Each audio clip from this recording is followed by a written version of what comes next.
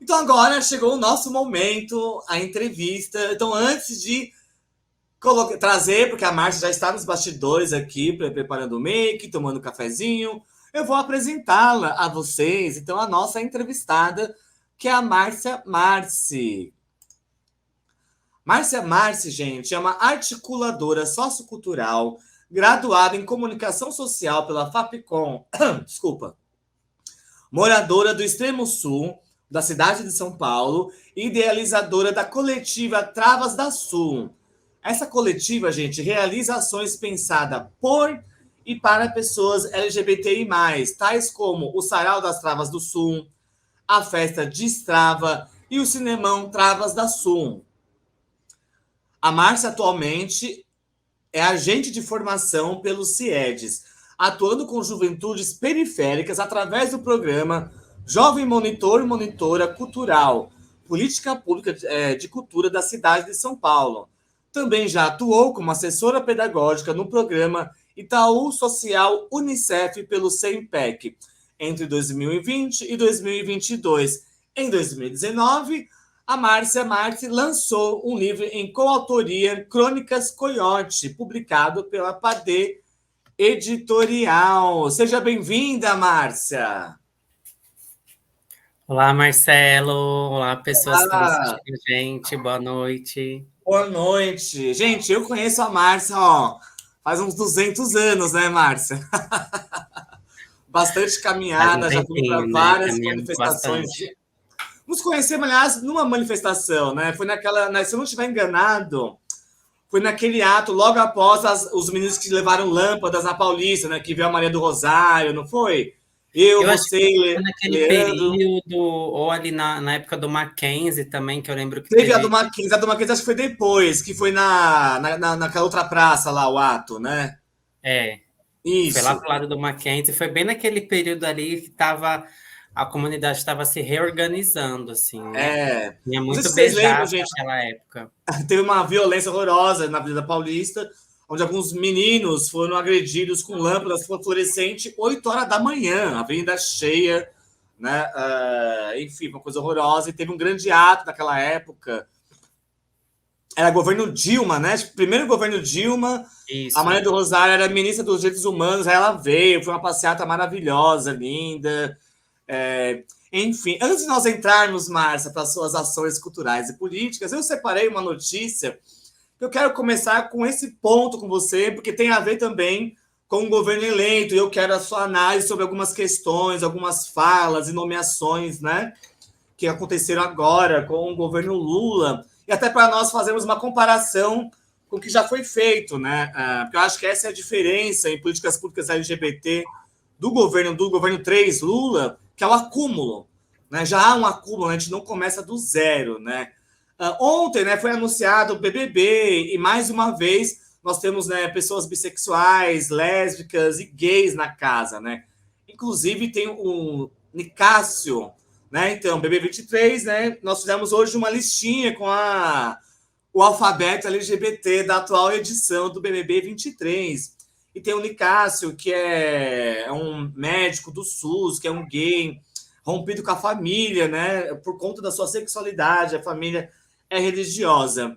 Daí pode voltar, Guilherme, para a tela. Então, eu quero começar contigo, Márcia, porque eu acho, aí se eu estiver errado, você me corrige, o trabalho de vocês aqui na Zona Sul de São Paulo tem a ver também com isso, quando a gente fala, né, da importância, primeiro, né, nos produtos culturais, né, da presença de personagens, de atores, né, atores no sentido como participantes, né, de programas como esse de grande audiência, né? Por exemplo, quando nós tivemos na edição passada a Linda Quebrada, foi bom em muitos momentos, que ela foi didática, né?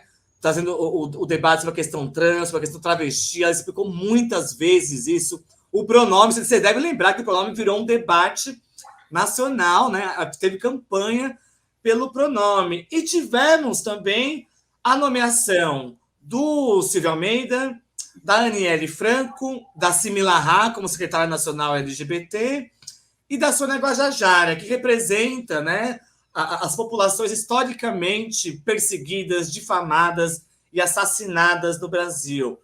Então, eu queria uma análise tua. Como você tem analisado e recebido essas nomeações, esse avanço na televisão para esses debates sobre gênero, a questão trans e travesti? Bem-vinda, boa noite. Obrigada. Bom, acho que não, eu ainda não peguei essa lista, tá, do BBB. Eu tô Não, esperando ela ficar um tá, pouquinho mais quente. isso. Mas vou já começar, acho que com a pauta das identidades trans, né, a partir da participação da Lin, da Quebrada, no BBB, da Lina, né? Eu acho que a Globo, né, essa emissora, tem feito um trabalho, né, não só ali de colocar ela, mas também de contratar profissionais para a sua equipe, né? A gente tem já um corpo de profissionais de pessoas trans que estão atuando ali como roteiristas, como consultores e consultoras. Então, acho que isso se reflete também na participação dela no programa, né? Algo que é bem pensado, né? É uma emissora que já tem um bom tempo aí, que a gente sabe que faz parte da construção da cultura nacional, assim, a minha geração, a sua, a gente foi super influenciadas por essa emissora, assim. Então, ela tem também, acho que de uma certa maneira, se responsabilizado por essa imagem que ela também ajudou a construir, né, de estereótipos. Então, acho que ela tem feito uma tentativa de romper alguns paradigmas que ela ajudou a construir, né? Isso não só na questão da identidade de gênero de pessoas trans, como também pessoas gays e lésbicas cisgêneros, né? A gente teve novelas já que trazem o fim da vida de pessoas lésbicas, né? De maneira trágica, né? Então, acho que ela Sei. tem feito essa reparação de uma certa maneira, a passos de formiga, né, com desejos capitalistas ali de fundo, mas acho que faz parte também dessa disputa de narrativas que a gente tem, que a gente tem, estamos aí nesse campo de batalha de disputa de narrativas há alguns anos, assim. Acho que a Lina teve um papel importante, mas senti também que ela não quis se expor muito por estar ali dentro, né? É uma visibilidade que a gente nunca sabe para que lado que vai, né? A gente teve a edição da Carol Conká, que foi Sim. que o público agiu através de um mecanismo super racista, por ser uma mulher negra ali para ela e foi direcionado, né, uma raiva, um ódio. Acho que também a gente teve a oportunidade de parar para se ver, para se olhar, o quanto que a gente também opera esse racismo muitas vezes. Enfim, pensando isso assim, Uhum. acho que esses nomes, né, partindo para esse macro, assim, para esses nomes que estarão nos próximos anos, acredito, né, que vão conseguir concluir os 4 anos, como ministros e ministras, Sei. acalma um pouco, acho que uma geração também, tem uma questão geracional aí que pede esses nomes, né?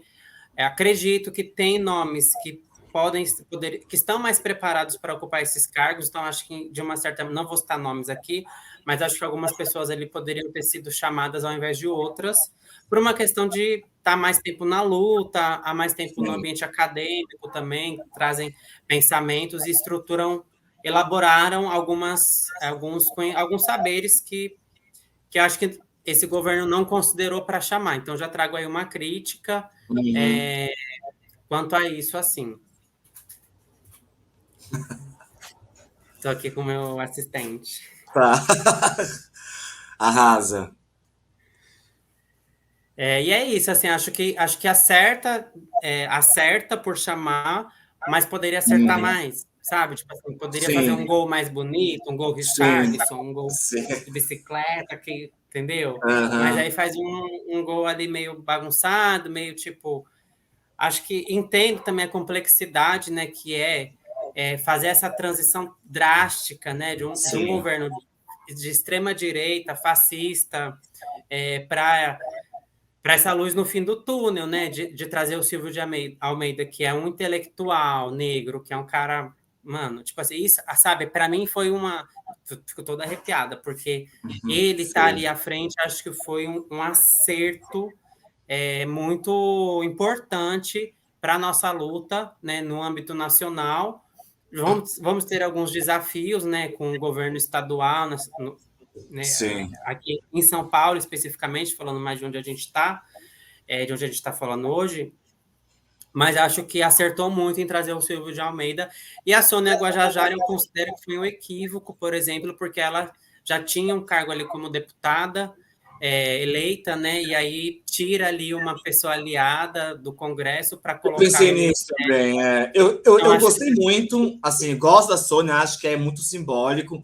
Ao mesmo tempo, você tira ela do parlamento, que ela poderia ter um papel também brilhante, né? enfim, sei que ela dá vaga para outra pessoa também, que vai Sim. colaborar com a construção de políticas que são essenciais para a nossa luta, né, para a luta que a gente tem dado continuidade, mas acho que poderia ter trazido outro nome aí para esse ministério, mas é isso, assim, é um ministério novo, vamos ver como é que ele vai acontecer nos próximos anos, e é isso. Uhum, ótimo. Agora tem uma outra Não questão sei que se eu está fiquei travando a pensando. minha conexão. Tá, para mim tá ok. Tá no tempo certinho. Ah, tá. Tá. Não, não, tá, tudo certo. Tem uma outra questão também que eu quero relacionar com a tentativa de golpe que nós tivemos no último domingo, porque eu tenho uma concepção de que caso ele tivesse dado certo, vamos supor, imaginar, seria ali a iminência de um golpe teocrático. Ele é um golpe fundamentalista, né? Não à toa, não sei se você chegou a ver, mas circularam uns vídeos do ginásio, a galera com quadro de Jesus Cristo orando, uma coisa fervorosa, né? Então, aí, assim, foi uma coisa muito violenta, né? Tudo o que aconteceu, a simbologia. A gente estava lembrando, né? Agora, antes de você entrar, você deve ter ouvido. O pessoal tá tirando uma onda, né? Do Meninos Veste Azul, Meninos Veste Rosa, com Meninos na Papuda e Meninos na Colmeia, que são as respectivas cadeias, né? A partir da sua experiência com a ação política, ô Márcia, de que maneira você acha que é possível evitar uma nova tragédia fundamentalista como a que nós tivemos com o governo Bolsonaro? Quais caminhos que você imagina que esse governo, não só o governo, os grupos, sabe, dentro do governo, mas fora dele também, como que você pensa que seria interessante começar a pensar e fazer para evitar uma nova tragédia fundamentalista no Brasil? Cara, eu acho que essa tragédia ela é anunciada. Acho que os governos anteriores permitiram que esses fundamentalistas religiosos avançassem nas regiões mais vulneráveis, e quando eu digo mais vulnerável, não estou querendo dizer só a periferia, por exemplo, onde eu moro, mas também em comunidades de aldeias, né, Sim. principalmente na região amazônica. Então, eu acredito que já, assim, foi um erro lá atrás dos governos, dos 12 anos do governo PT, né? Acho Sim. que foi mais de 12, na verdade, né? Foi um pouquinho Foram, mais acho de que 12, foram mas 14. poderia ter sido evitada 14, isso. Não, Se não não. tivesse sido interrompido, né, com o 16. golpe. 16, o mandato Dilma, mais 2 anos. 10, Pronto. Então, 14, ela cai em 16 anos aí de 16. 16 governo. anos, isso. Acho que faltou uma articulação para que se olhasse para essas comunidades, né, indígenas e para as comunidades de periferias que estão em vulnerabilidade pela ausência do Estado, principalmente pela ausência do Estado, porque é muito difícil se organizar politicamente aqui, de maneira autônoma, de maneira independente, embora aconteça, mas quando Uhum. essa seita, que eu vou dar um nome, que a gente tem que dar nomes, né? Quando essa seita começa a criar corpo, o Estado não consegue estar presente. Inclusive, essa seita começa a colocar pessoas dela dentro do legislativo. Então, como barrar? Cara, você fez uma pergunta agora bem complexa, porque, por exemplo, durante a pandemia, estive ao lado de líderes evangélicos aqui no território para entrega de alimento. né? Então, acho que o que a gente precisa acabar com a fome. A gente precisa acabar com a fome. E a fome ela está em diversas comunidades, né? Seja na cidade grande, seja na cidade pequena, seja em territórios rurais, né? Que é muito impressionante como a fome no ambiente rural aumentou, sendo que é lá que se produz o alimento, né? Então, um país tão rico que produz tanto alimento e que exporta tanto, como pode ter tanta fome também ao mesmo tempo, né? Eu faço muito um paralelo não só com isso, mas de como que o Brasil é o país que mais mata pessoas trans e pessoas LGBTs, né, no geral, e também que acessa mais pornografia de pessoas trans. Então, como que no ambiente rural tem tanta fome, se é ali que se produz os alimentos, saca? Então, eu acho que esse governo, no âmbito federal, tem uma missão de reduzir a fome. E reduzir a fome você faz com que enfim, é uma ação conjunta. Precisa reduzir a fome, precisa trazer lugares de lazer, né, para a juventude, para a periferia, para as periferias, porque a gente tem diversos tipos de periferias do país. A gente não tem lugares de lazer nas periferias, as pessoas estão consumindo muito álcool, né? Então, teve nos últimos anos, principalmente depois da pandemia, uma explosão de adegas nas periferias, nas quebradas. Isso faz com que a juventude, a população trabalhadora, consuma muito mais álcool e que o álcool né, se a gente pega os documentos históricos, a gente vê que o álcool foi usado como ferramenta para escravizar populações. Sim. Então, como que essa ação ela precisa ser por diversas áreas, pela área da saúde, pela área da cultura, pela área do esporte, né? Como é fundamental que as quadras, saca? Tipo, é algo tá muito forte, porque a galera não tem tempo de... Não tem o trabalhador e a trabalhadora não tem tido tempo de lazer. E quando vai ter o lazer, é no consumo do álcool. Exato. E que perigo eu como ex-usuária, né? Eu sou dependente química, eu estou num processo há anos de sair desse lugar, né? Que perigoso que é um Estado que não está presente para ver a qualidade desse produto. Por exemplo, eu não vou citar nomes aqui, mas esse produto que é super popular, que vem na garrafinha, né? Que parece uma garrafinha, mas sabe, tipo assim, é uma qualidade, não tem qualidade, né? E como isso tem causado uma dependência e, obviamente, causa alienação, causa depressão, né? E aí vem as doenças também.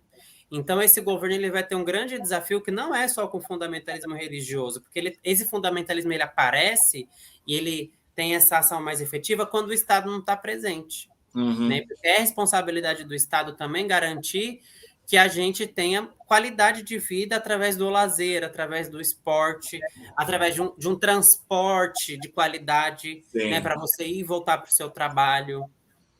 Enfim, acho que é tudo muito...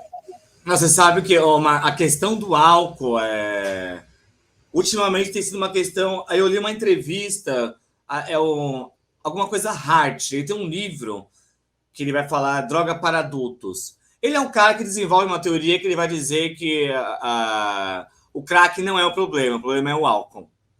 Né? E esse cara ele veio ao Brasil, ele veio a São Paulo para conhecer na época o programa do Haddad, né, de braços abertos. Ele falou assim: não, isso aqui é incrível. Ele vai ser um dos primeiros, nos últimos 10, 15 anos, que vai chamar essa atenção. Não, tudo bem, o Brasil teve problema com crack, Estados Unidos com heroína, mas não é uma epidemia. A epidemia é do álcool. A epidemia é da cerveja. E na pandemia, Sim. Isso é como você colocou, foi uma explosão, assim, né? Os dados de violência doméstica por conta em decorrência do consumo excessivo do álcool. E entra também num ponto que eu achei muito interessante, que é isso. Como você não tem parque, não tem uma quadra, não tem um aparelho cultural, né, com música, teatro, etc., vão comprar uma cerveja e ficar ouvindo música em casa. E isso, mas só que isso é socializado, né? Esse tipo de ação cultural, né? E esse é o problema, né? O álcool, ele é socializado, ele é tratado como algo ok. Todo mundo começa assim, a beber em casa. Eu não estou querendo demonizar as drogas, Não, e eu sei que você também não, e talvez quem sim. está assistindo, né? Então, só para não deixar esse lugar, eu acredito que é uma bebida, né? Que não deixa de ser uma droga, mas que ela tem um espaço e uma importância para a socialização na nossa sociedade, que está dado, que não é de hoje, que já tem pelo menos Uhum. 150 anos aí, que ela tem se popularizado, né? Mas qual é o que eu tenho pensado muito por trabalhar com juventude, por ter acabado de sair da linha da juventude também, né? Mas e por ter passado por isso, assim, então quanto que isso também desmobiliza uma classe, né, que trabalha, né? O quanto que desmobiliza até a própria ação da redução de danos, né? Então eu tenho trabalhado Exato. também com redução de danos, né? Que é essa É, apologia ao cuidado. Tenho feito trabalhos com a Edley, que é uma ONG aqui em São Paulo, sim, que trabalha maravilhosos. que você conhece, então.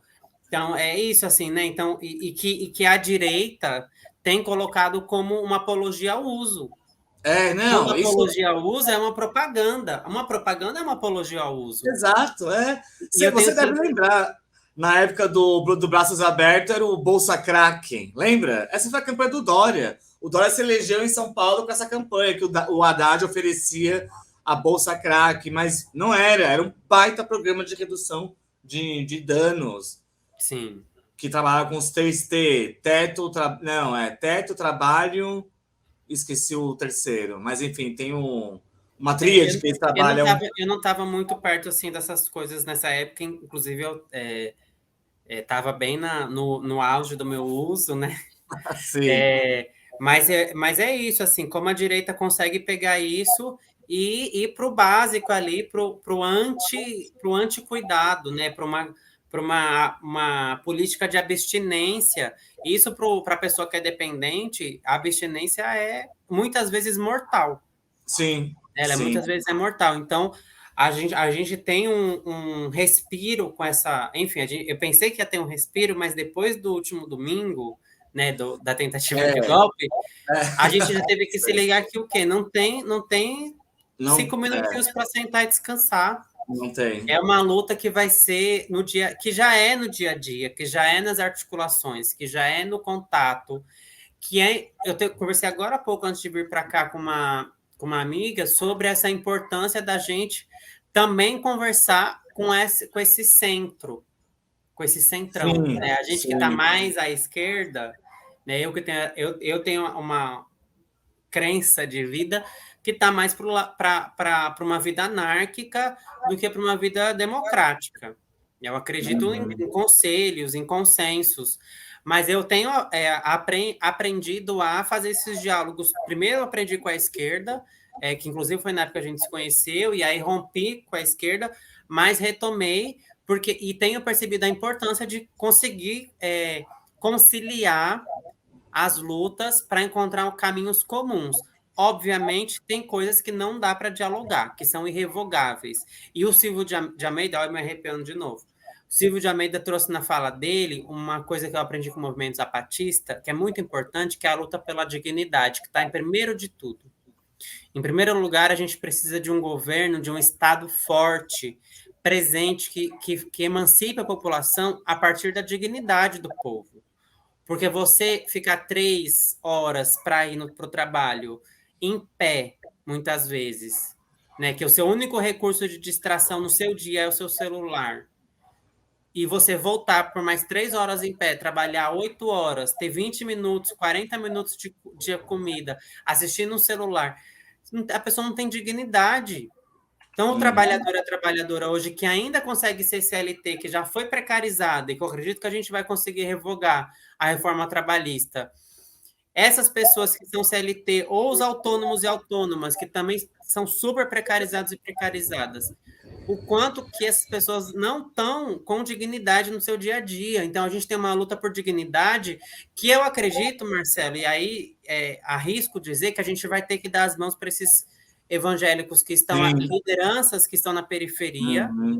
mas que tenha consciência também desse lugar de periferia, de classe, trabalhadora, para que a gente possa emancipar essa população e para que ela possa talvez escolher outra religião ou manter na sua liberdade religiosa, mas que isso não esteja diretamente ligado a um líder político, como o Bolsonaro fez, né? E toda a família dele, toda essa militância bolsonarista tem feito assim, né? Então Sim. acho que a gente tem uma esse desafio também, são vários desafios, né? Mas a gente também tem esse desafio de fazer Sim. esse diálogo com essas lideranças religiosas que estão super presentes nas comunidades, que têm a consciência das realidades de vulnerabilidades que envolvem dependência química, que envolvem violência doméstica, que envolvem violência sexual com menores, saca? A gente tem e é super importante dialogar. Eu aprendi isso na pandemia, né? Eu tinha uma rechaça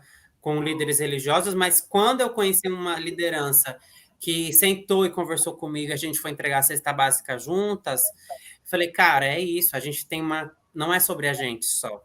Exato, É sobre outras pessoas que não conseguem nem acessar essas informações que a gente está acessando, né? Então, a gente tem uma população que trabalha todo dia de sol a sol, embaixo de chuva, que mantém um cômodo com 4, 5 pessoas, né? E que estão super vulneráveis. Uhum. Excelente, arrasou. Deixa eu dar uma olhadinha nos comentários, ver se tem perguntinhas aqui. Temos boa noite. Vamos ver mais aqui. O chefe da gangue é o Bozo. Vai da Van. Valéria Silva mandando boa noite. Valéria falando que adora esse canal. Maria Angélica Coldibelli te mandam parabéns, Márcia. E boa noite. Boa noite, Márcia. Eu morava em São Paulo quando isso aconteceu. A Cracolândia não, a louca. O de braços abertos, Pedro. Maria José Só Correia. fazer uma correção também, Marcelo, Oi, que fala. esse nome Cracolândia a gente tem evitado usar. Tá. Eu sei. Mas vocês têm algum substituto? Não, A até gente, com jornalista a mesmo. comunidade que trabalha Uhum. com Que até pessoas em situação de jornalisticamente isso me rua, interessa. a Que gente tem usado o nome de espaços de uso, né, cenas de porra, uso, mesmo porque esses espaços eles não estão mais só no centro. sim. Aqui, por exemplo, na região que eu moro, região de Grajaú, Parelheiros, tem novos espaços que eu também aprendi recentemente esse nome, né? Então eu falei para uma amiga, um amigo que trabalha com redução de danos, eu falei, aqui tem uma Cracolândia também, não sei o que. Ele falou, não, vamos trocar esse nome? Que tal, né? Então a gente tem usado o nome de cenas de uso. Então, aqui tem Eu acho cenas de uso, na Zona Leste tem outras cenas de cenas uso. de uso é maravilhoso. Eu nunca gostei do termo Cracolândia, sempre achei ele péssimo, né? Até porque não é de um parque de diversões que nós estamos falando, é que a Cracolândia nos leva, né? Disneylândia, etc. E você tem razão. Eu moro aqui no Ipiranga. E atrás de casa tem a viaduto do Estado, tem um viaduto, embaixo dele todo é uma enorme cena de uso. Eu ia falar de novo a palavra. Vamos ver aqui. Moça Política, 657 curtidas. É isso aí, gente. Deixem likes, super sticker, super chat. Tornem-se membros da revista Fórum. Vamos ajudar a imprensa alternativa a construir um outro olhar sobre o Brasil. Valéria Silva. Muito legal esse tema que a Márcia está desenvolvendo. Valéria, meu voto sempre é pelo conteúdo que o participante traz e sua conduta dentro de casa, e não pelo que vejo em aparência. É isso mesmo.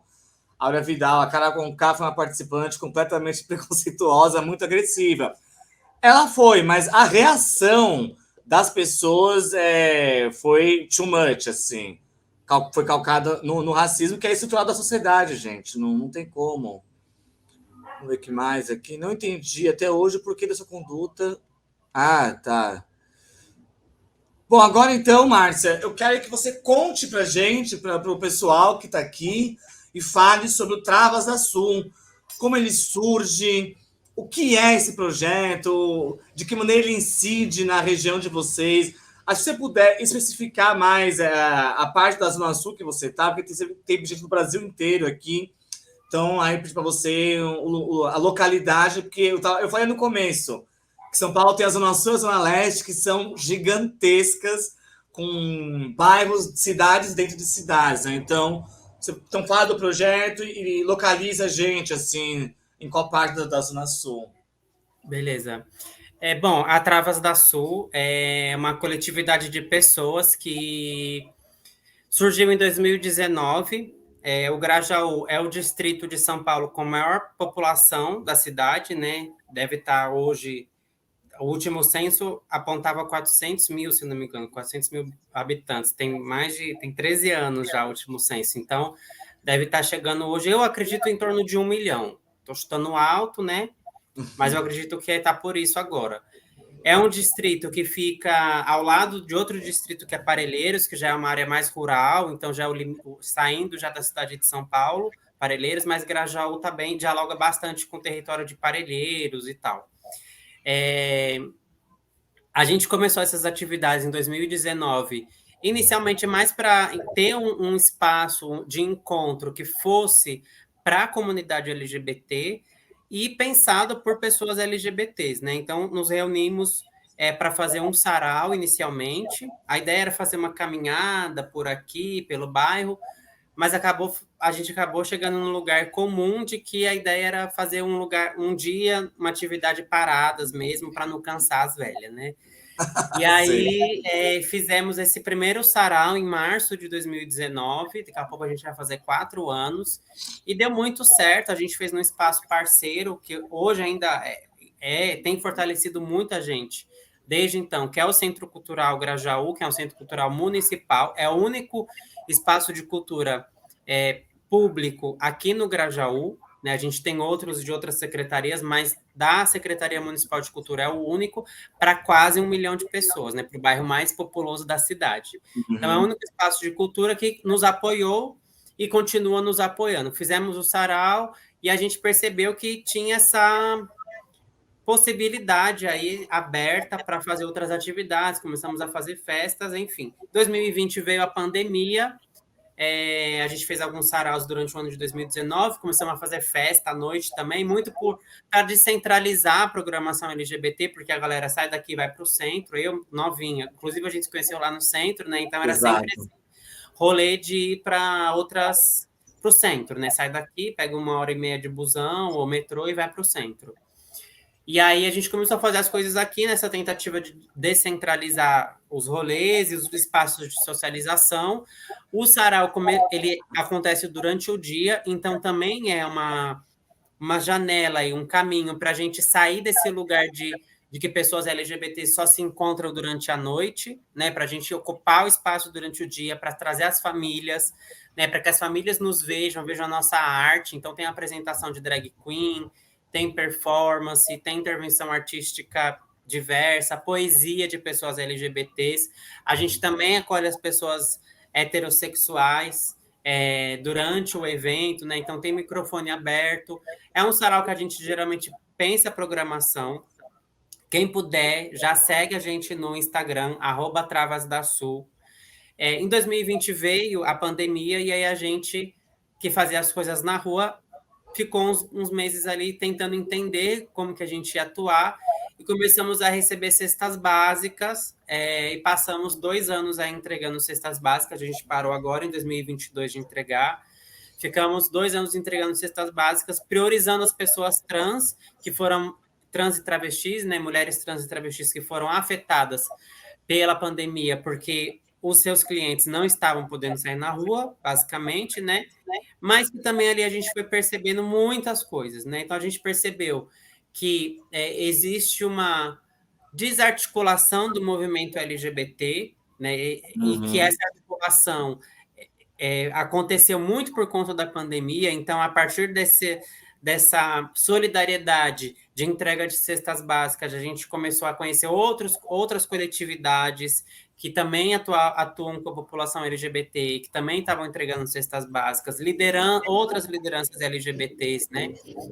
Então, a gente foi percebendo que existe também essa ausência do Estado, e aí eu volto para esse ponto, que eu acho que é fundamental para a gente reconstruir o país, né, a partir dessa presença do Estado. Então, Percebemos essa ausência do Estado na alimentação. A gente trabalha desde o início, né, em parceria com a Coordenadoria de ST e AIDS da cidade de São Paulo, que é um parceiro super importante para a gente.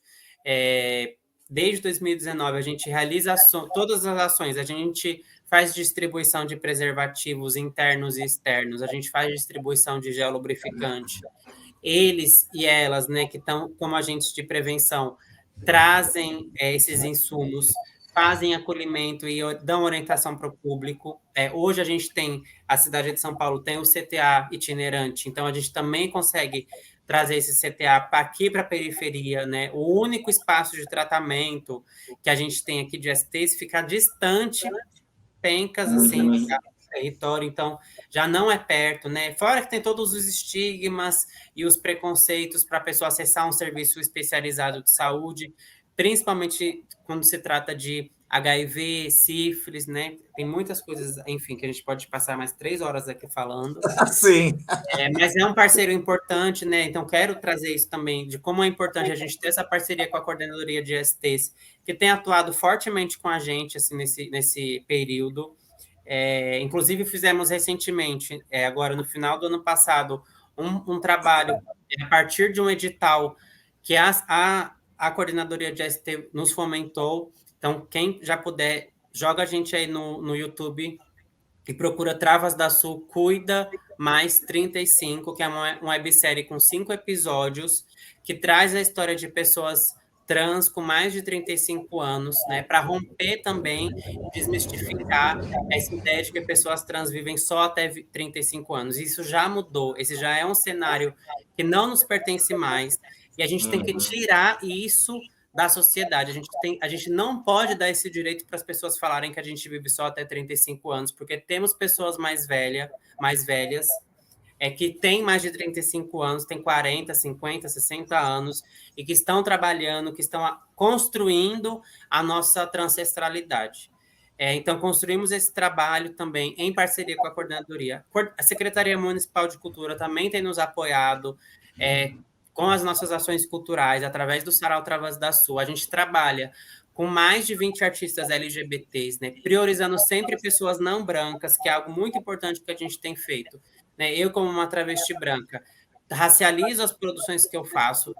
Tem muita gente preta, muito talentosa, e que está fora do mercado artístico e de trabalho também. Né? Então, a gente tem essas duas frentes assim de social e cultural para conseguir acolher uma pequena parte da população do território.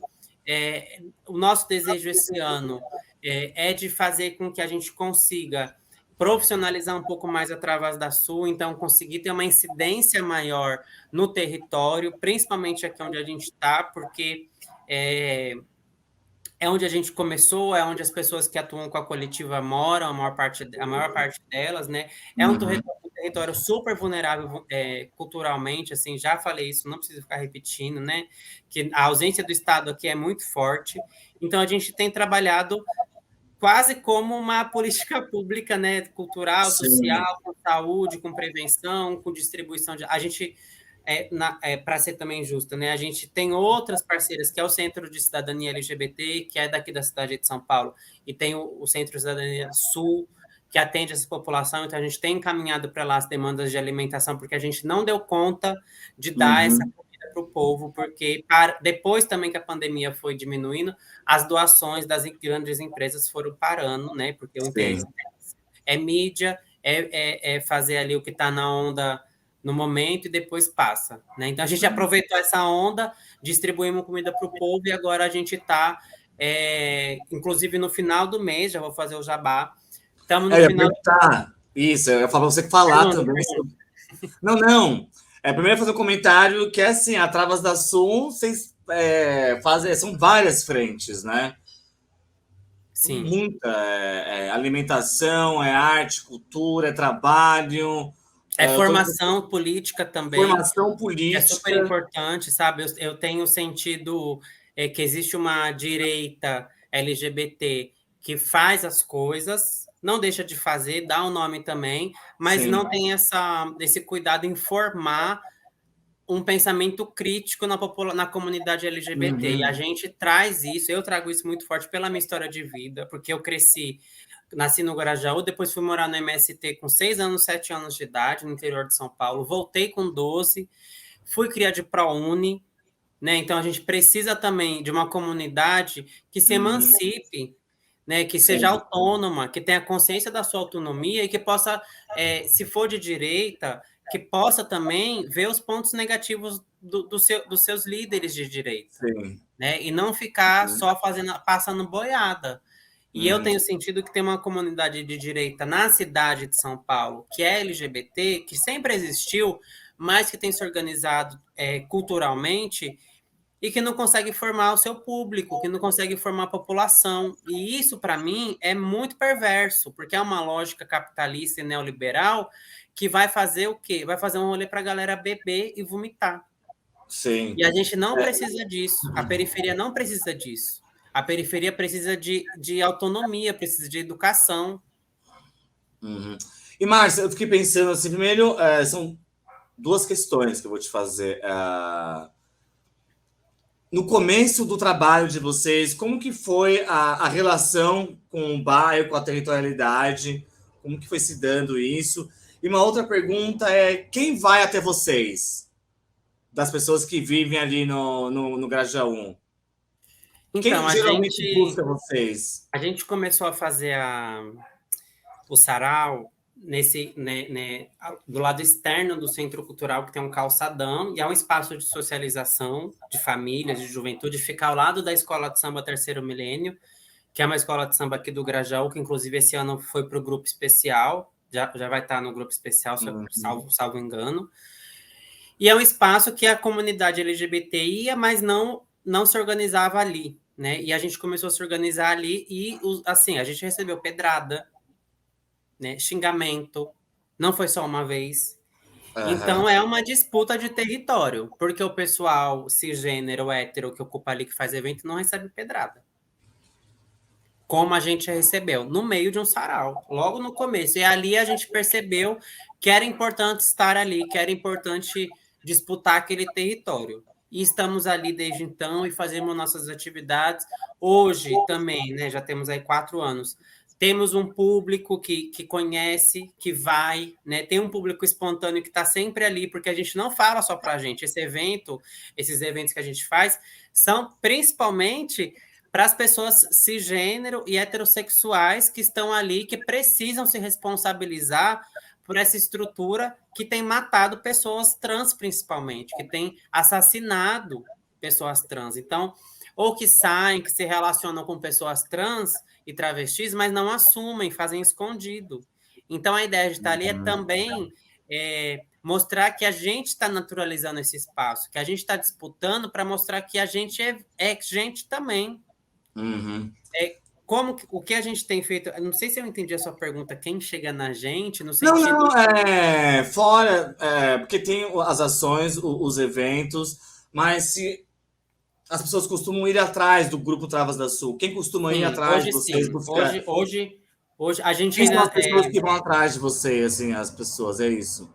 Hoje a gente tem um público que vem, tem o público espontâneo, né, que vem para pedir orientação de hormonização, para reclamar que está faltando hormônio, que não consegue consulta. Tem a galera que vem atrás de alimentação. Tem alguns parceiros que têm vindo atrás de contratação artística, né? Então a gente tem tido uma certa procura de espontânea mesmo. As pessoas ficam sabendo e falam: a gente está sabendo que vocês fazem apresentações artísticas com LGBTs, a gente quer em tal lugar. Vocês fazem? A gente faz. Tá diverso, assim, né? A gente esse ano vai se organizar para ter essa linha de frente que vai cuidar dessa imagem, da marca, né? Dessa consultoria que a gente pode oferecer também.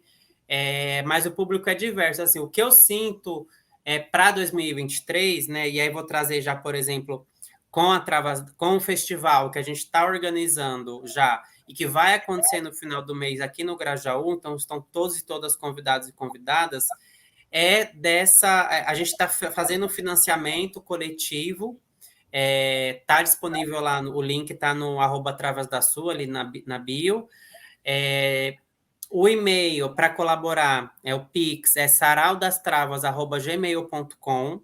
Então já estou divulgando, e quem puder, com R$ 1, R$ 2, qualquer valor, paga as pessoas que estão. A gente está hoje com 12 pessoas na produção, são pessoas trans e pessoas cis LGBs, né, lésbicas, gays e bissexuais. Então a gente está se organizando no sentido de sempre fazer com que novos.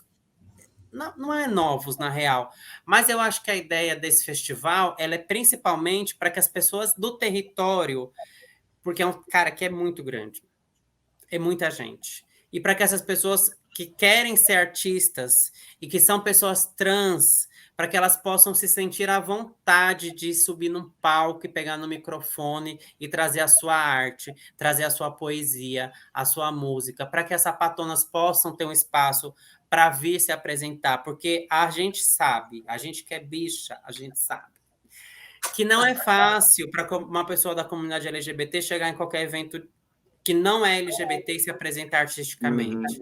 Por preconceito, por vergonha, por discriminação, por não ser um espaço de acolhimento, muitas vezes as pessoas falam, vem aqui, a gente acolhe. Mas acolhe, apresenta e fica sozinha lá na mesa, tem que consumir alguma coisa. Então, também vem num sentido de espaços que não tem, você não tem que consumir com grana, né? É um espaço que ele tá para todos, né? E que você não tem que não vai lá só se você for consumir, não é uma boate que você só entra se você pagar.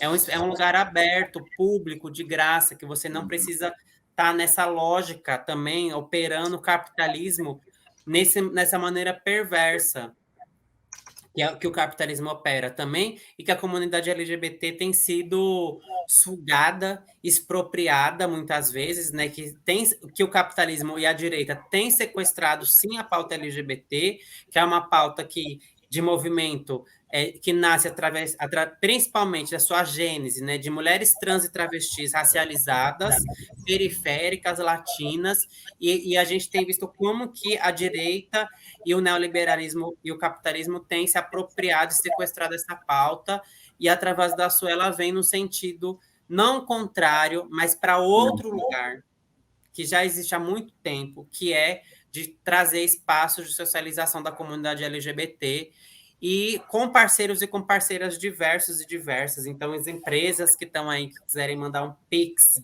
de R$ 5.000 para a gente, mande, porque a gente trabalha todos os dias, a gente faz e acontece, a gente dá o nome, e a gente precisa de oportunidade. Essas pessoas que trabalham comigo com Através da Sul precisam de oportunidade, e a gente só consegue isso através de movimentos que vão no mesmo sentido que a gente, de movimentos de solidariedade, muitas vezes também, de afetividade, que é muito importante para a gente, de acolhimento, e que a gente consiga fazer um evento que as pessoas recebam justamente por aquilo. Não só quem está na produção, mas as artistas também que a gente convidou para essa programação. A ideia de que seja uma programação de que pessoas que nunca se apresentaram possam se apresentar, possam conhecer, possam saber que existe um lugar assim na periferia, que ela não precisa ter que ir para o centro para encontrar a comunidade LGBT, que ela não precise pagar uma balada, como muitas gerações tiveram que fazer, viver na noite, no gueto, não que seja uma coisa ruim, tá, gente? Quem já foi lá já sabe, mas que hoje a gente está dando continuidade numa construção de 10, 20, 30 anos atrás. Marcelo, a gente, na época que a gente se conheceu, a gente fazia beijaço na Paulista.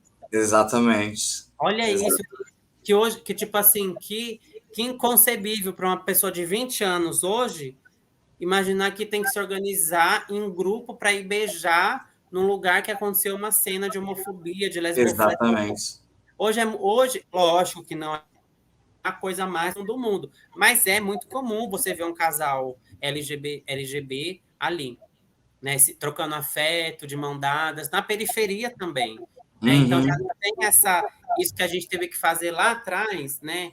Hoje já não tem mais essa necessidade, graças a gente, né? Graças às pessoas que já se foram, que construíram o movimento, né? Graças às políticas públicas, à educação, né? A trazer a importância da diversidade cultural para as escolas, para as universidades, para a mídia, né? Então, o trabalho que a revista Fórum faz, eu lembro lá atrás, esse trabalho que a Fórum fazia, né? Então, como ela está hoje, que corpo, que estrutura, que importância é a gente ter lutado todos os dias, não só eu e você, mas eu digo quem compõe a Fórum, por Sim, exemplo, para ter esse sim. espaço hoje, para a gente ter essa abertura para trazer a nossa história, a história do movimento LGBT e o movimento periférico que constrói diariamente. Hoje eu estava, não vou deixar de falar isso agora que eu estou aqui, que eu engatei, que hoje eu estava numa audiência pública popular, que acabou virando uma audiência popular, contra sobre a privatização das casas de cultura da cidade de São Paulo, que nasceram lá na década de 90, sob gestão do PT com a Erundina, e que hoje há uma tentativa de privatizar as casas de cultura, né? A gente sabe que o país não tem esse tipo de política pública ainda, mas vai ter, eu acredito que Uhum. vai ter, mas que a cidade de São Paulo tem 20 casas de cultura e que estão tentando privatizar, né? Então, o movimento cultural tem se organizado, os movimentos culturais, principalmente das periferias, que são trabalhadores e trabalhadoras periféricos e periféricas, que se organizaram, continuam se organizando para impedir essa privatização das casas de cultura, porque a gênese da casa de cultura é de participação popular, de participação da sociedade civil, e a gente precisa manter isso, porque isso é algo incrível e a gente não pode deixar perder. Essa é a Márcia, gente. Maravilhosa. Antes de eu fazer mais perguntas, eu vou pegar, tem alguns comentários para você aqui. O Valder Homem Correia, Márcia, terá várias aliadas para seus projetos. Uma delas, Carolina Iara, minha companheira de organização política, futura co-deputada estadual em São Paulo. Você conhece a Carolina Iara? Carolina Yara, parceira. Gente, Então, na Câmara Municipal, claro. gastar um nome, né? Vou dar o nome da gata. A gata cola muito com a gente, assim, inclusive estive com ela o ano passado, foi ano passado, na inauguração do polo de harmonização aqui, próximo, né, da gente, na região da Capela do Socorro, e vai estar com a gente no Festival da Visibilidade Trans para trazer um pouco dessa perspectiva de harmonização pela rede do SUS. Então, já super parceira. Samara Sóstenes, também co-vereadora, está com a gente. Sim. A mandata da Erika Hilton também está articulando com a gente. Ela vai sair, né? Vai lá para Brasília. Já está lá para pegar o Congresso, Congresso Nacional, mas também tem se articulado com a gente, a mandata dela. Quilombo Periférico, né? Que tem aí o Alex Barcelos, a Elaine, e esqueci o nome do outro menino. Não, só para comentar que a Sônia Regina Garten deu um super chat aqui para nós. Arrasou. A Maria José Teixeira também deu um super chat de R$ 5 aqui. Márcia, como agregar é uma pergunta da Maria José Teixeira para você, Márcia. Márcia, como agregar com as igrejas evangélicas no campo da cultura? Tudo para eles é pecado, errado, mundano. Acho que eu tinha visto essa pergunta aí um pouquinho, e eu fiquei pensando, falei, cara, é uma pergunta capciosa, né? Acho que antes da gente... eu li isso com a Simone de Beauvoir, muitos anos atrás, que ela fala que a gente luta muito contra. Vamos contra não sei o quê. E isso desgasta a gente. E então a gente pode talvez, pensar numa perspectiva de luta que vá para o mesmo caminho, né? Então, o que a gente sabe o que a gente tem de diferente de outras culturas, mas o que a gente tem em comum com os evangélicos? E eu não estou falando de fundamentalista, estou falando do evangélico que faz um trabalho social. O que a gente tem em comum com essas pessoas? Né? São pessoas racializadas, são pessoas de periferia, são pessoas trabalhadoras. Como a gente pode trabalhar em conjunto para a população se emancipar?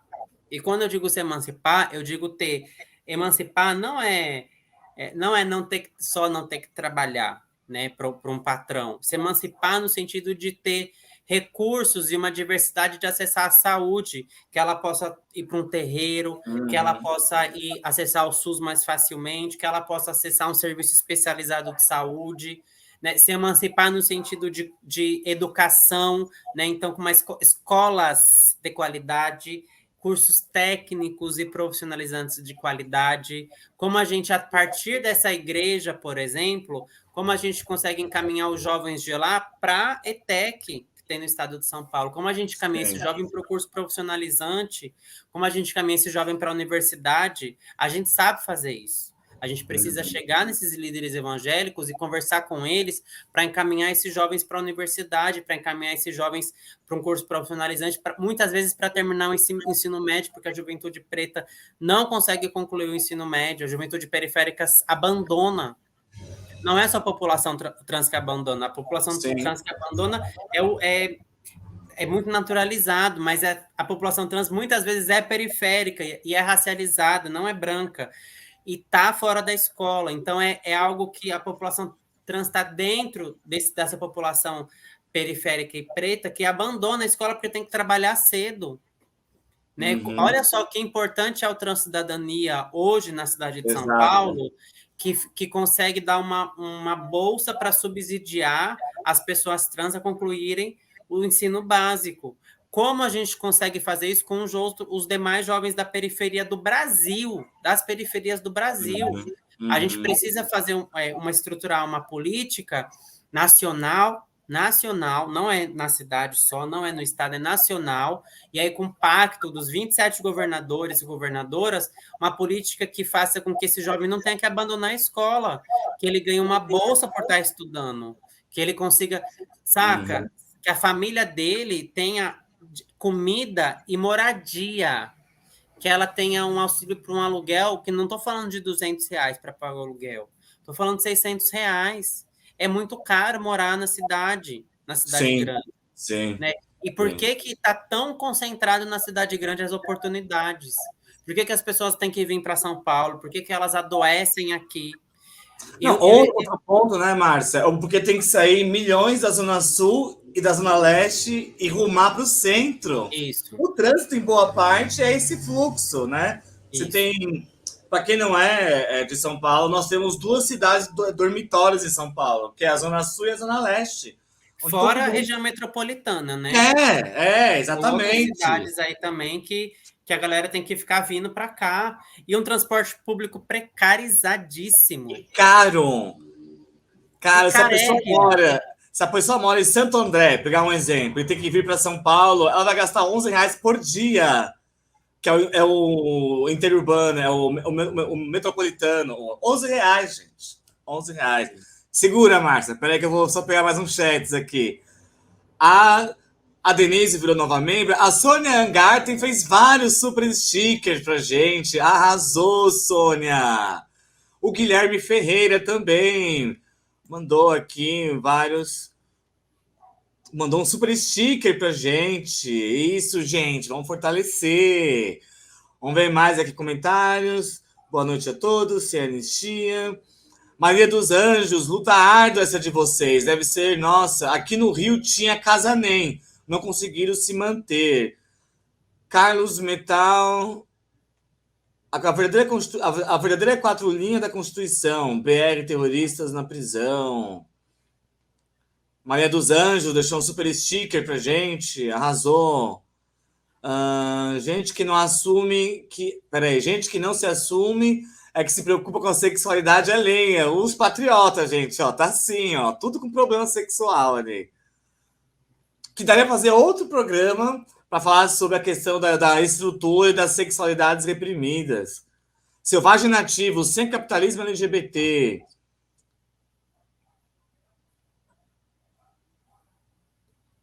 Bom, então, Márcia, fala assim, o dia que vai ser o festival de vocês, o local, bonitinho, assim, bem convite, gente, ó, pra galera, que a gente coloca no chat também, que ele fica lá no chat. Gente, o Festival da Visibilidade Trans vai acontecer no Grajaú, na zona sul da cidade de São Paulo. entre os dias 26, 27, 28 e 29 de janeiro, com apoio do Centro Cultural Grajaú, com apoio da Casa Chama, que é um parceiro super importante para a gente, que eu não citei ainda, mas preciso lembrar e dizer que a Casa Chama, que é uma organização que atua para a população trans da cidade de São Paulo, trans e travesti. Então, é uma realização da Travas da Sul com a Casa Chama. Estou até confusa aqui, me emocionei.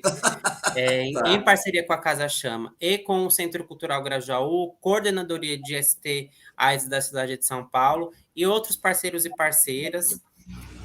A gente vai ter bate-papo, cine debate, palestra sobre redução de danos, hormonização, mercado de trabalho para a população trans.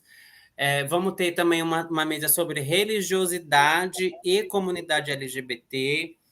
E vamos ter feiras de expositores e expositoras no último dia 29. Já estamos aí articulando essas pessoas para virem para o Grajaú para se expor o seu trabalho, que é super importante essas pessoas também terem essa autonomia, né, de trabalho. E vamos ter apresentações artísticas nos dias 28 e 29.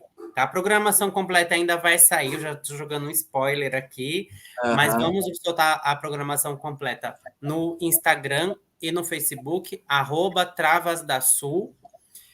Vocês podem colaborar compartilhando a programação, vindo no evento, né? Dia 29 é o dia da visibilidade trans, que a gente celebra no país.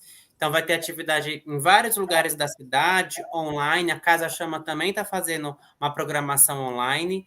Quem não conhece, por favor, conheça e colabore, seja um parceiro, uma pessoa aliada, tanto da Travas da Sul quanto da Casa Chama. A programação é aberta para todas as pessoas, todos os públicos. A programação é livre, então pode família, pode criança. A gente, cara, acolhe todo mundo, mas na programação a gente prioriza sempre a comunidade trans e travesti e pessoas lésbicas, gays e bissexuais cis, tá? Essa programação, ela acontece só é possível acontecer uma atividade dessa, de festival, através de uma rede de pessoas. Então, por exemplo, Marcela, esse convite, agradeço, né? A gente trocou ali umas mensagens e rolou esse convite, rolou fazer essa live. Agradeço a equipe que está com você, com a Fórum, que faz esse trabalho há muitos anos, super competente também. E é isso. Mês que vem, vamos fazer um bloquinho de carnaval também, porque Aí, vamos ó. fazer um fervo. Então, já estamos fazendo um bloco de carnaval no Grajaú. É nosso primeiro bloco, agora vai ser o primeiro. Que E é massa. isso, assim, fica aí o convite. O nosso Pix para colaborar é saraudastravas@gmail.com. Márcio, eu não sei se eu perdi. O festival vai ser no Centro Cultural do Grajaú. Centro Cultural do Do Grajaú, isso mesmo. Grajaú. Centro Tá, Cultural do legal. Grajaú, fica Salve. pertinho da Estação Grajaú. Arrasou. Tem alguns comentários que eu quero ler com você aqui. Maria dos Anjos acompanha a caminhada do padre Júlio Lancelotti, aqui perto de casa, pela comunidade LGBTQIA+, a perseguição que ele sofre até na Igreja Católica, porque o mundo é assim. A Sônia Ngata comenta, tudo isso está no programa do Haddad prefeito. Imagina... Ah, não, do Haddad governador. Imagina se eu tivesse ganho, exato. A Miriam Ramos comenta, nem todos que bebem são dependentes. Exato, nós falamos aqui. Exato, lógico. Nós somos aqui... Eu sou a favor, gente, do uso recreativo e da descriminalização de todas as drogas. O que falta é informação e controle de qualidade. É por isso que descriminalizar é tão importante.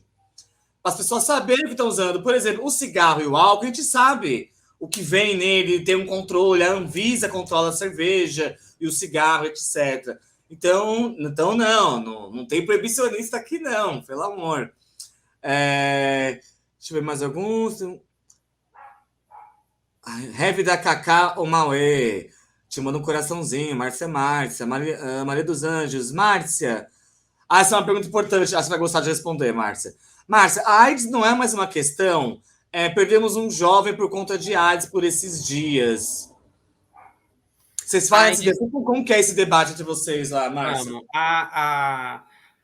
O HIV, né, que é o vírus causador da AIDS, né? Então a gente já vai começar separando a AIDS do HIV. né? O HIV é o vírus, né, que infecta, e a AIDS é uma condição pós já uma consequência de diversos fatores de um não tratamento, né, desse vírus, dessa condição de você viver com HIV. Então, a pessoa que vive com HIV, né, ou que se expôs numa relação sem preservativo, que o preservativo rompeu, a pessoa que sofreu alguma violência sexual, ou tipo, nem lembro se usei, estava muito doida, ou tipo, eu até não usei porque estava com muita vontade, acabei querendo fazer sem mesmo.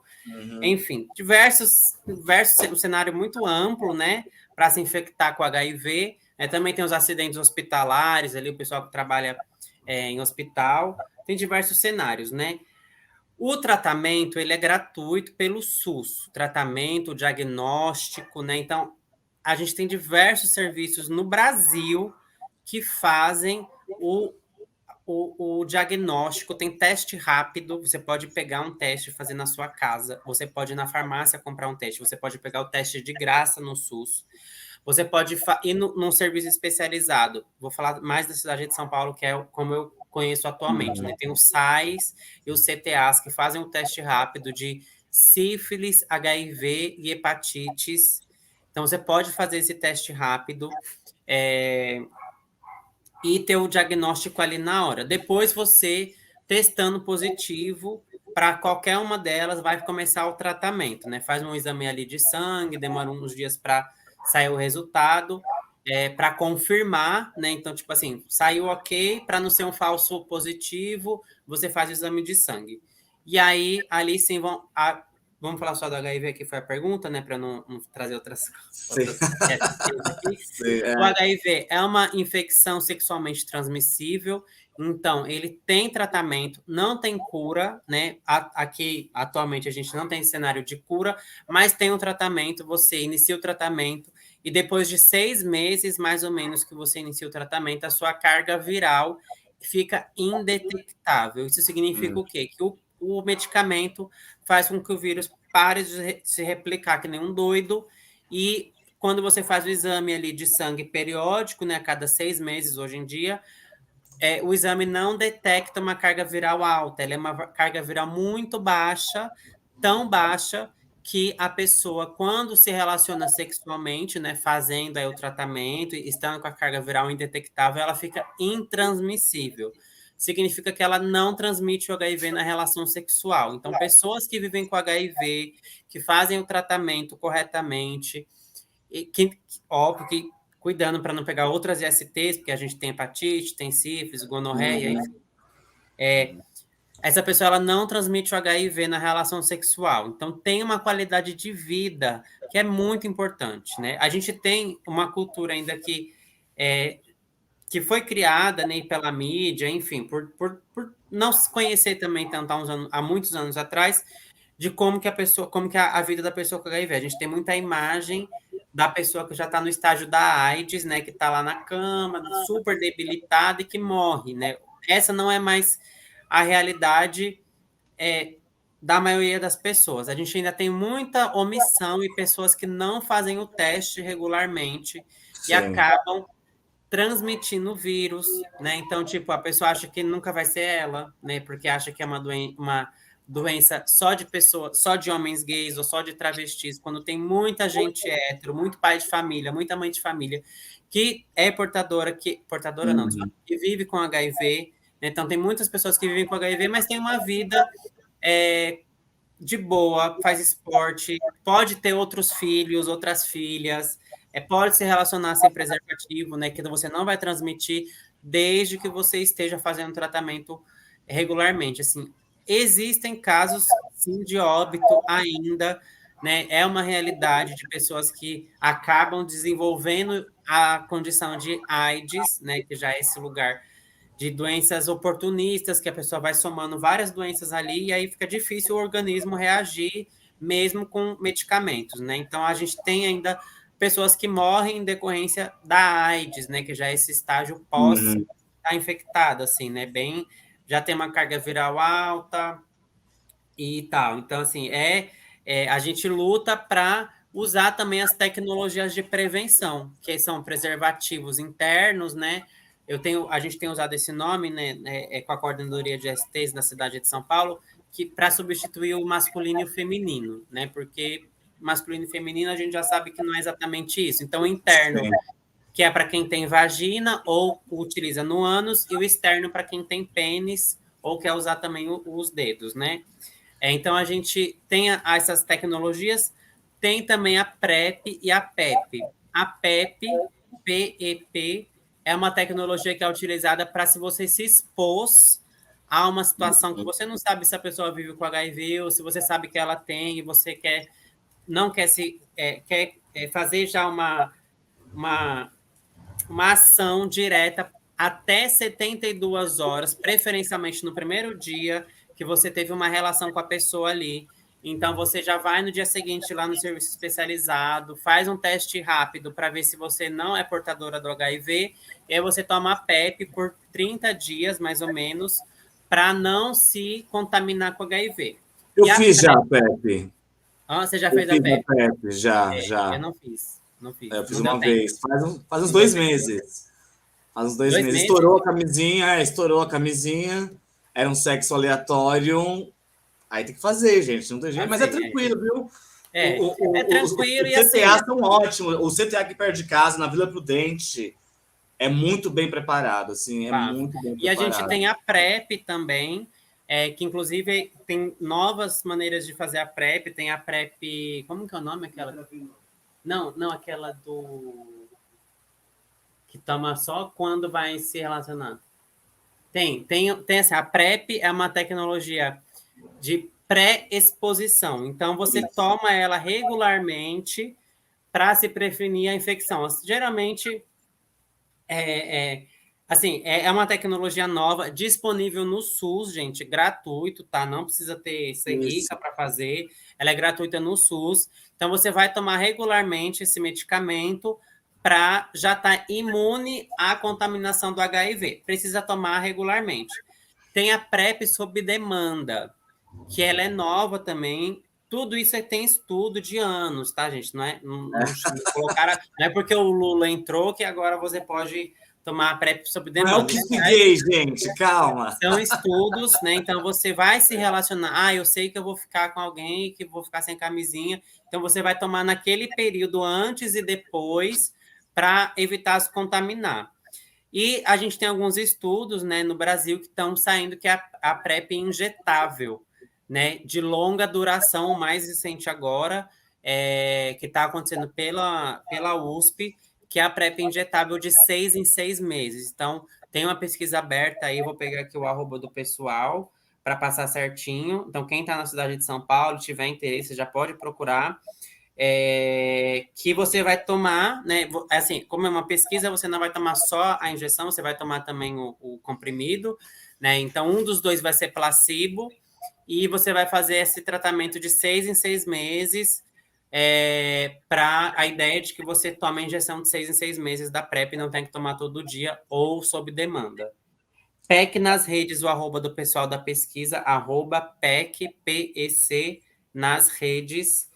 Sigam aí no Instagram, que é o Programa de Educação Comunitária da Faculdade de Medicina da USP. Bueno, gente, estamos então chegando ao fim com a Márcia. Márcia, todo mundo gostou de você, ó, tem vários comentários aqui. Ó, Maria dos Anjos, Márcia, agradeço o esclarecimento, vou procurar me informar mais, até para colaborar com alguém, se for o caso. Marcelo, você é corajoso e doce. Obrigado, amores. Beijo. Tinha mais um aqui, cadê? Não, aqui. Aqui, achei. A Sônia Angarte, Márcia, gostei, muito esclarecida, com ótima oratória. Gostei, garota. Então é isso. A Maria Angélica Coldibelli, que coisa boa, medicamentos para melhorar a vida. E é isso, Márcia, muito obrigado. Foi excelente a conversa, amei. Gente, sigam @Travas da Sul, colaborem com o trabalho delas, e vão lá quando tiverem os eventos. Prestigiar. Obrigado, Márcia. Obrigada, Marcelo. Obrigado, pessoal da Revista Fórum. Guilherme Almeida, que está aqui também no no bastidor. Meu assessor aqui, Guilherme, também. E é isso, gente. Valeu aí. E ótima noite, ótimo ano pra gente. Seja um ano de Ótimo muita ano. força e muita luta. Beijo, tchau, Márcia. Tchau, pessoal. Obrigado pela presença. Boa noite. Até segunda-feira no Brocou na internet. Beijo, tchau, tchau.